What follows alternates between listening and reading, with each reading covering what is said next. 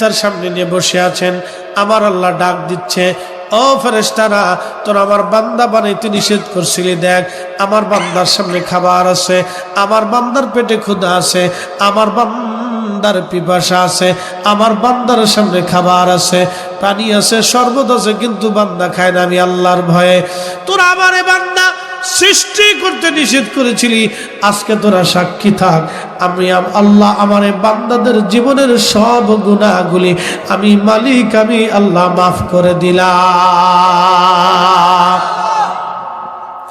এখন প্রশ্ন, ইফতার কি একা করবেন না আরো 10 জন নিয়ে করবেন? আরো 10 জন নিয়ে করবেন। বলে হুজুর কারণটা কি?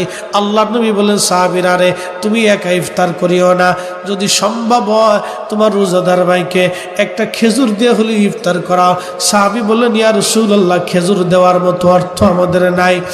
এমনও সাহাবী আছে যার কাছে কোনো খেজুর নাই দেওয়ার মতো। আল্লাহ নবী বলেন, যদি তা না পারো অন্তত 1 পেলা দুধ দিয়ে হলেও তুমি ইফতার করাও।